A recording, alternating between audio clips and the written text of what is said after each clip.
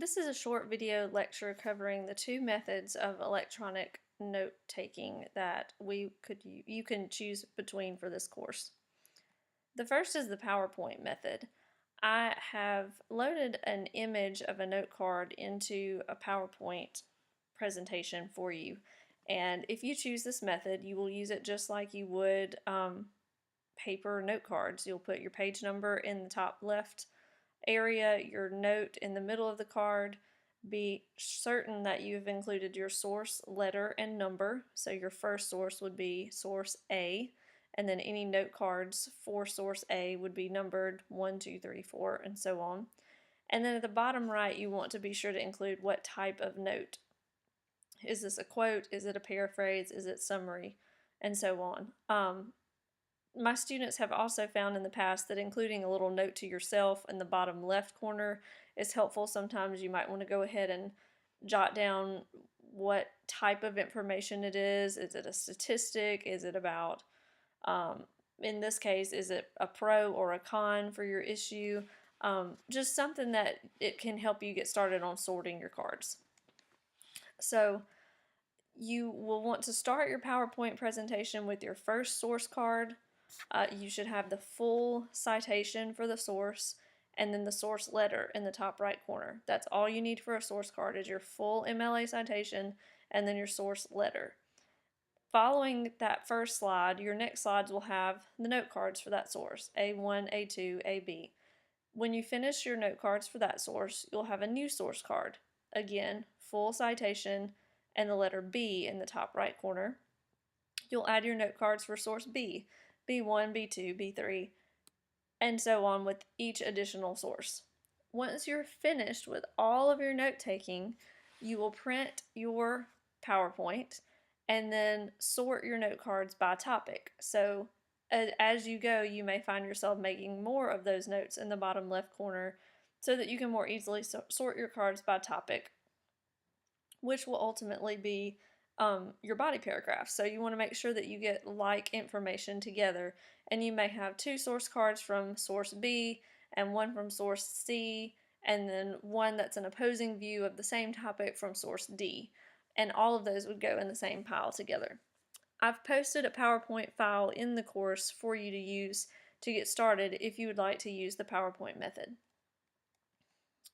The Word document method is very similar, but you're not dealing with the actual image. I know some students are very visual and really like the comfort of, I'm doing a note card, and so the note card itself is helpful. But some people would rather not deal with note cards and just take notes on a page. So for those of you out there, you can use Microsoft Word. Just type your full citation at the top of the page, include, double spaced, hanging indent, and this can eventually become the basis of your works cited page. Then you'll type your notes for that source down the page, skipping a few lines in between, but you want to be sure that you include the full in-text citation for each note and the type of note you're using. So you want to have author's name or title and page number just as it would appear in your paper if you use this note. Once you have taken your notes for your first source and you think you're ready to move on, start a brand new page. Do not continue on the same page. You want each source to have its own new page. You'll have your full citation at the top, and then you'll continue with taking notes. Once you've taken your notes, or I guess you can do it as you type, you want to add a little bit of extra space so that you can cut between them and print and cut the notes apart, and then you will sort those notes by topic, just as you would if you were using paper note cards. This is why it is so very, very, very, very important that each note has its own individual citation. Once you cut that citation off the top of the page, you could have notes about anything from any source that you might have looked at, and you cannot use the source if you don't know where it came from. So to save yourself a lot of pain and frustration, please be sure to use those in-text citations. Here is a sample page. I've posted this sample note-taking page in the module so you can download it, look at it, use it as your own template. This is a made-up source, so don't get excited about using my source. But you can see that I have the full citation at the top of the page, double spaced all the way, all the information, author, title. This is actually a book. You've got publisher, publication location, year, mode or method of publication is print. All of that information is at the top of the page. Then your first note is a direct quote from page 3. I can see this because of the in-text citation. And then I have in quotation marks my direct quote. My next note is a paraphrase from page 6, as I can tell from the in-text citation. And you see that it does not have quotation marks because it's not directly quoted from the material. So you would just continue in that manner down the page until you have all the notes you want from that text. So, what does this mean for you? Do you prefer the PowerPoint method, which would give you the look of a traditional note card? I am going to warn you that some people have gotten frustrated with the text boxes, and I'm one of those people. So if you are just very particular about having things lined up exactly right, or words wandering around the page sometimes, you might want to look into Microsoft Word. But it is super, super easy to print your PowerPoint notes on individual pages or set it up to print 3 to a page or 6 to a page. And it looks really well done and polished once you're finished, and you can sort it very easily.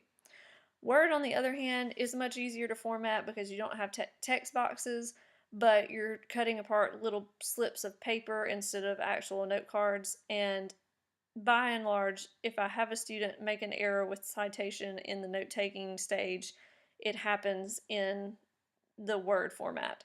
So if you think you may get ahead of yourself and lose a citation, you might want to do the PowerPoint because it looks more like note cards, and you're more likely to include your source card information just by jotting down A, B, C, whatever. Okay?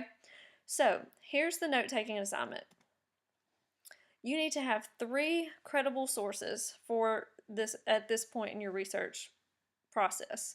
So that would be 3 separate source cards in your PowerPoint or 3 separate document pages in Word or your word processor.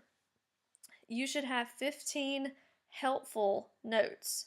So I'm asking for about 5 per source. I'm not going to be super picky if you have 4 and 6, that sort of thing, but don't have 1 and 8, okay, if you can try. So let's try to stay balanced and have about 5 per source. I emphasize the word helpful because as a note taker myself, when I've had assignments going through my degree, or as a high school student with students that I've worked with before in high school and college, if I assigned you 40 note cards, I would get 40 random scraps of information that may or may not be helpful to you. And that in turn is not helpful to me or you.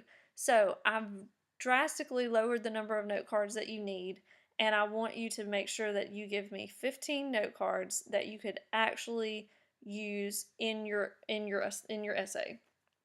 No more than 5 of these note cards should be direct quotes because you want to use a paraphrase as often as possible.